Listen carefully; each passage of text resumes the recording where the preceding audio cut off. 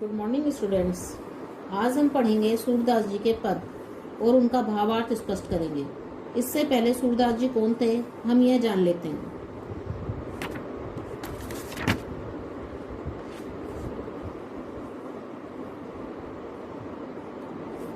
सूरदास का जन्म सन 1478 में माना जाता है।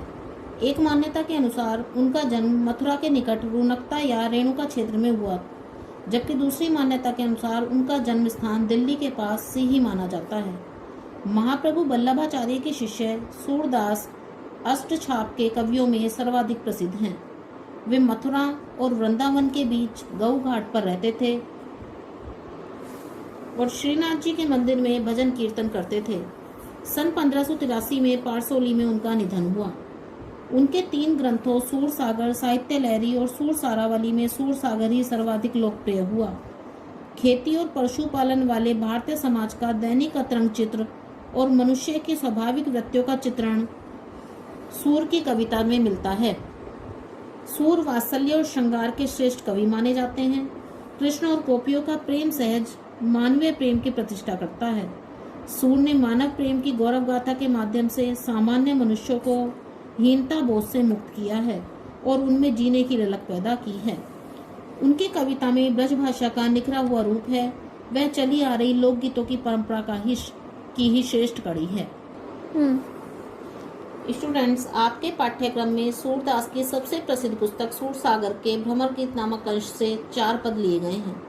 इन पदों में उस समय का वर्णन है जब श्री कृष्ण गोकुल छोड़कर मथुरा चले गए थे और गोपियां उनके वियोग में व्याकुल थी। व्याकुल मीन्स दुखी थी। वे सभी मथुरा से आने वाले लोगों से श्री कृष्ण के बारे में पूछा करती थी।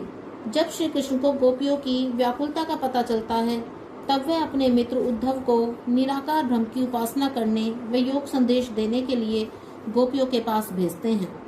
उद्धव गोपियों को कृष्ण का संदेश सुनाते हैं, जिसे सुनकर गोपियां और अधिक दुखी हो जाती हैं तथा उद्धव को सीधे अपना उत्तर न देकर वहां पर एक भ्रमर घूमता रहता है। उस भ्रमर के माध्यम से वे गोपियां जो हैं उद्धव को उलाहना देती हैं।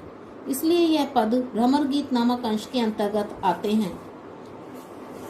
पद है उद्धो तुम हो अति बड़भागी, अपरस रहत सने तगाते, नाहिन मन अनुरागी, पुरैन पात रहत जल भीतर, तारस देह न दागी। जो जल महा तेल की गागरी, बूंद न ताको लागी, प्रीति नदी में पाऊं न बोरियो, दृष्टि न रूप परागी, सूरदास अबला हम भोरी, गुड़ चाटी जो पागी। गोपियां कहती हैं कि उद्धव, हे उद्धव, तुम हो अति बड़भागी, तुम तो अत्यधिक बड़भागी मीन्स भाग्यवान, तुम तो अत्यधिक भाग्यवान हो। अपरस रहत सने तगाते, तो तय मीन्स तुम उन श्री कृष्ण के सने मीन्स प्रेम रूपी तगा धागे से अपरस रहत बहुत अधिक दूर हो। अपरस मीन्स दूर रहना। तुम श्री कृष्ण के प्रेम रूपी धागे से बहुत अधिक दूर हो। नाहिन मन अनुरागी, और नाही तुमने मन मीन्स अपने मन को अनुरागी उनके प्रेम में लगाया है। किसके प्रेम में? श्री कृष्ण के प्रेम में। नाही तुमने अपने मन को श्री कृष्ण के प्रेम में लगाया है। पुरैन पात रहत जल भीतर, तारस देह न दागी। अब इन 2 पंक्तियों के माध्यम से जो है वो उदाहरण देकर कहती हैं कि जिस प्रकार पुरैन मीन्स कमल का पत्ता, पुरैन कमल, पात मीन्स पत्ता, कमल का पत्ता जल भीतर रहत जल के अंदर रहता है, किंतु तारस देह न दागी, रस मीन्स जल की बूंद देह उस कमल के पत्ते के शरीर पर न दागी कोई भी निशान नहीं डालती। जैसे कमल का पत्ता जल के अंदर रहता है लेकिन कमल के पत्ते पर जल की बूंद का कोई प्रभाव नहीं पड़ता। जो जल महा तेल की गागरी, जो जिस प्रकार जल महा, जल के महा मीन्स अंदर, तेल की गागरी, तेल की गागर अगर डाल दी जाए, तेल की मटकी डाल दी जाए, बूंद न ताको लागी, बूंद का और जल की बूंद का उस पर कोई भी प्रभाव नहीं पड़ता। उसी प्रकार हे उद्धव, तुम श्री कृष्ण के पास रहते हुए भी श्री कृष्ण के प्रेम से दूर हो। प्रीति नदी में पाऊं न बोरियो, दृष्टि न रूप परागी। तुमने श्री कृष्ण के प्रीति नदी, प्रेम रूपी नदी में पाऊं न बोरियो, पैरों को नहीं बोरियो मीन्स डुबोया है। तुमने श्री कृष्ण की प्रीति नदी, प्रेम रूपी नदी में पाऊं अपने पैरों को न बोरियो नहीं डाला है या डुबोया है। दृष्टि न रूप परागी, और दृष्टि और अपने नेत्रों को रूप उनके सौंदर्य को देखने का परागी आदत नहीं डाली है। और ना ही तुमने अपने नेत्रों को श्री कृष्ण के सौंदर्य को निहारने की आदत डाली है। सूरदास अबला हम बोरी गुड़ चाटी जो पागे। गोपियां कहती हैं कि हे उद्धव, अब हम तो भोरी भोली भाली अबला अबलाएं हैं, हम तो भोली भाली स्त्रियां हैं। गुड़ चाटी जो पागी, हम तो श्री कृष्ण से उसी प्रकार प्रेम करती हैं जैसे गुड़ से चाटी चीटी जो है पागी चिपटी रहती है। जैसे गुड़ से चीटी अलग नहीं हो सकती, उसी प्रकार हम श्री कृष्ण के प्रेम को नहीं भुला सकती। मन की मन ही मांझ रही, कहिए जाई कौन पे उद्धो नाही परत कही। अवधि अदार आस आवन की तनमन व्यथा सही, अबिन जोग संदेशनी सुनी विरहनी विरह दही। चाती हुती गुहार जितई तई उत्तई धार बही, सूरदास अब धीर धरई क्यों मर्यादा ने लही। दूसरे पद में गोपियां कहती हैं उद्धव से कि हे उद्धव, मन की मन ही मांझ रही, हमारे तो मन की बात मन में ही रह गई। कहिए जाए कौन पे उद्धव ना ही परत गई। उद्धव, हे उद्धव, अब कौन जाई जाकर हमारे परत हमारे दुखों को श्री कृष्ण से कहेगा। ना ही कही, अब कोई भी नहीं कहेगा। अवधि आधार आसामन की तनमन व्यथा सही। श्री कृष्ण हमें अवधि आधार एक निश्चित अवधि में, एक निश्चित समय में आवन आने की आस उम्मीद जगा कर गए थे। आस में उम्मीद। श्री कृष्ण जब गोकुल से मथुरा गए थे तो हम एक निश्चित अवधि में आने की उम्मीद जगा कर गए थे। तन मन व्यथा सही, इसके लिए हमने अपने तन की मन की व्यथा दुखों को सही सहन कर लिया था। अब इन जोग संदेशनी सुनी, अब इन जोग में योग के संदेशनी संदेशों को सुनकर विनयनी हृदयी, हम जो उनके वियोग में व्याकुल गोपियां हैं उनका शरीर और अधिक व्याकुल हो गया है। दही में शरीर, विरह में वियोग में व्याकुल। तो अब इन जोग संदेशनी सुनी, अब इन योग के संदेशों को सुनकर हम जो विरहिनी है, हम जो उनके विरह में व्याकुल गोपियां हैं, उनका दही शरीर जो है विरह और अधिक व्याकुल हो गया है, अर्थात और अधिक दुखी हो गया है। चाहती होती गुहार जितई थे, हम जितई में जिधर से भी तई उन श्री कृष्ण को गुहारी पुकारना चाहती हैं। हम जिधर से भी उन श्री कृष्ण को पुकारना चाहती हैं, उत्तई में उधर से ही धार बही। धार कौन सी? तुम उनके योग संदेश की धारा बह रही है। हम जिधर से भी उन श्री कृष्ण को पुकारना चाहती हैं, उधर से ही योग संदेश की धारा बह रही है। सूरदास अब धीर धरे क्यों मर्यादा न रही। गोपियां उद्धव से कहती है कि हे उद्धव, अब हम धीर धरे क्यों मीन्स किस प्रकार धैर्य धरे धारण करें, अब हम किस प्रकार धीरज धारण करें, मर्यादा न रही। श्री कृष्ण ने तो हमारे प्रेम की मर्यादा लाज ही नहीं रखी या मर्यादा ही नहीं रखी, क्योंकि श्री कृष्ण ने उद्धव के हाथ संदेश भेजा था, उद्धव के माध्यम से, कि उनको जो है योग का और निराकार भ्रम का संदेश देना, और उद्धव ने आकर गोपियों को निराकार और योग का संदेश दिया। इसलिए गोपियां कह रही हैं कि अब हम कैसे धैर्य धारण करें, क्योंकि श्री कृष्ण ने तो हमारे प्रेम की मर्यादा ही नहीं रखी। उन्होंने हमारे प्रेम के बदले में क्या भेज दिया? योग संदेश भेज दिया। हरे हरि हारिल की लकड़ी, मन क्रम वचन नंदनु यह ढटकरी पकड़ी। जागत सोवत स्वपन दिवस निसी काना काना जकरी। सुनत जोग लागत है ऐसो जो करुई ककरी।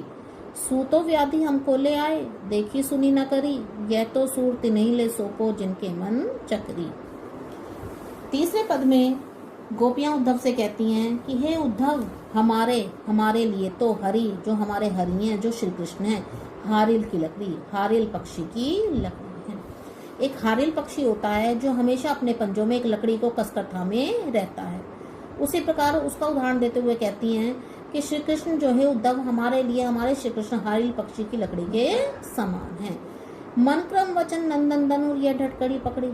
जैसे वह हारिल पक्षी अपने पंजों में लकड़ी को कस करके पकड़े रहता है, उसी प्रकार हमने मन से, क्रम कर्म से, वचन अपने वचनों से नंदन नंद बाबा के नंदन पुत्र श्री कृष्ण को और अपने हृदय में ढड करी पकड़ी। ढड में कस करके पकड़ रखा है। अर्थात जिस प्रकार हारिल पक्षी जो है अपने पंजों में लकड़ी को कस करके पकड़े रहता है, उसी प्रकार हमने अपने मन से, कर्म से, वचन से नंद बाबा के पुत्र श्री कृष्ण को अपने मन में जो है कस करके पकड़ रखा है। जागत सोवत स्वपन दिवस निसी काना काना जकरी। हम जागत जागते, सोवत सोते, स्वपन दिवस स्वप्न में, दिवस दिन में, निशी रात में, काना काना जकरी, काना काना का नाम ही जपते रहते हैं। हम जागते सोते स्वप्न में, दिवस दिन में, निसी रात में, कान्हा कान्हा जकरी, कृष्ण का नाम ही जपते रहते हैं। सुनत जोग लागत है सो जो करी ककरी। तुम्हारा जो ये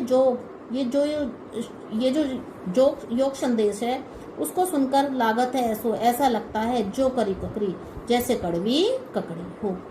जैसे कड़वी ककड़ी खाने में खराब लगती है, उसी प्रकार गोपियों को उद्धव का योग संदेश जो है कड़वी ककड़ी के समान जो है बुरा लगता है। सू तो व्याधि हमको ले आए, देखी सुनी ना करी। सू तुम तो, व्याधि, व्याधि मीन्स बीमारी, तुम तो ऐसी बीमारी हमको ले आए, हमारे लिए ले आए हो, देखी सुनी ना करी, जिसको हमने ना कभी देखी है और ना कभी सुनी है। गोपियां किसको बीमारी बता रही हैं? योग संदेश को। कि वो गोपियां उद्धव से कहती है कि उद्धव तुम तो हमारे लिए योग संदेश रूपी ऐसी बीमारी ले आए हो जिसको हमने ना कभी देखी है और ना कभी सुनी है। यह तो सूरत नहीं ले सौंपो जिनके मन चकरी। अब गोपियां उद्धव से कहती है कि हे उद्धव, जो ये तुम योग संदेश लेकर आए हो इसको तो तुम उन्हीं को सौंपो, नहीं उनको सौंपो, उनको ही सुनाओ जिनके मन चक्री, जिनका मन इधर उधर चक्री चक्कर काटता रहता है, अर्थात भटकता रहता है, जिनका मन किसी के चरणों में नहीं लगता, जिनका मन किसी के प्रति समर्पित नहीं है, उनको तुम ये अपना योग संदेश सुनाओ। क्योंकि हमारा मन तो किसके, गोपियां कह रही है कि हमारा मन तो श्री कृष्ण के चरणों में लगा हुआ है, हमारा मन तो श्री कृष्ण के प्रेम में लगा हुआ है, इसलिए तुम ये योग संदेश उनको सौंपो जिनका मन इधर उधर भटकता रहता है। हरि है राजनीति पढ़ाए, समझी बात कहत मधुकर के समाचार सब पाए। इकति चतुर होते पहले ही अब गुरु ग्रंथ पढ़ाए, बड़ी बुद्धि जानी जो उनकी जोग संदेश पठाए। उद्धव भले लोग आगे के परहित डोलत धाये, अब अपने मन फेर पाइये चलत जो उते चुराए। ते क्यों अनीति करे आपुन जे और अनीति चुराए, राज धर्म तो यही सूरजो प्रजा न जाही सताए। अब गोपियां इस चौथे पद में कहती हैं कि हरि है राजनीति पढ़ाए, कि हे उद्धव, हरि ने, हरि मीन्स श्री कृष्ण ने अब राजनीति पढ़ ली है। राजनीति से मीन्स कि श्री कृष्ण अब बहुत अधिक चालाक राजा बन गए हैं, तो बहुत अधिक चालाक हो गए हैं। समझी बात कहत मधुकर के समाचार सब पाए। मधुकर किसके लिए कहा है? मधुकर वैसे तो भोरे को कहते हैं, लेकिन यहाँ मधुकर जो है उद्धव के लिए आया है कि मधुकर, हे उद्धव, हम तुम्हारी कहत कही हुई बात, सारी बातों को समझ गई हैं, समाचार सब पाए और तुम्हारे लाए गए सारे समाचारों को हमने प्राप्त कर लिया है। इकति चतुर होते ही पहले ही अब गुरु ग्रंथ पढ़ाए। इकति, एक तो वे श्री कृष्ण पहले से ही चतुर, बहुत अधिक चालाक थे, अब गुरु ग्रंथ पढ़ाए, अब उन्होंने गुरु ग्रंथ पढ़ लिया, अर्थात राजनीति पढ़ ली है। कहने का मतलब है कि अब वे और अधिक चालाक हो गए हैं। बड़ी बुद्धि जानी जो उनकी जोग संदेश पठाए, अब हमने उनकी बढ़ी हुई बुद्धि को जान लिया है, जिसके कारण वे अब हमें योग संदेश पठाए, योग का संदेश पढ़ा रहे हैं। उद्धव भले लोग आगे के परहित डोलत धाये। हे उद्धव, भले लोग आगे के मीन्स जो पुराने लोग थे, भले लोग, वे बहुत अधिक भले थे। हे उद्धव, आगे के लोग जो पुराने लोग थे, भले, बहुत अधिक भले थे। परहित, वे दूसरों के हित के लिए, भलाई के लिए, दूसरों की भलाई के लिए डोल अध्याय कार्य करते थे। हे उद्धव, पुराने लोग जो हैं बहुत अधिक भले थे, जो दूसरों के हित के लिए, भलाई के लिए जो डोल अध्याय कार्य करते थे। अब अपने मन फेर पाइए चलत जो होते चुराए। अब हे उद्धव, अब हम अपना मन फेर पाइए, दोबारा से प्राप्त कर लेंगी, चलत जूते चुराए, जिसे जो है वे श्री कृष्ण चुरा कर ले गए थे। ते क्यों अनीति करें आपुन जय और अनीति छुड़ाए। हे उद्धव, ते वे श्री कृष्ण आपुन हमारे साथ अपने आप अनीति करें, क्यों अन्याय करते हैं, जो अनीति छुड़ाए, जो लोगों को अन्याय से बचाने वाले हैं। हे उद्धव, जो श्री कृष्ण अनीति छुड़ाए, जो लोगों को अन्याय से बचाते हैं, जो एक राजा हैं, लोगों को अन्याय से जिन लोगों का बचाव करते हैं, वे हमें अपने आप हमारे लिए क्यों अनीति कर रहे हैं, हमारे लिए प्रति क्यों अन्याय कर रहे हैं। राज धर्म तो यही सूर जो प्रजा न जाए सताए। हे उद्धव, राजा का धर्म तो यही है कि प्रजा न जाए सताए, कि वह अपनी प्रजा को ना सताए, अपनी प्रजा को ना पीड़ित करे।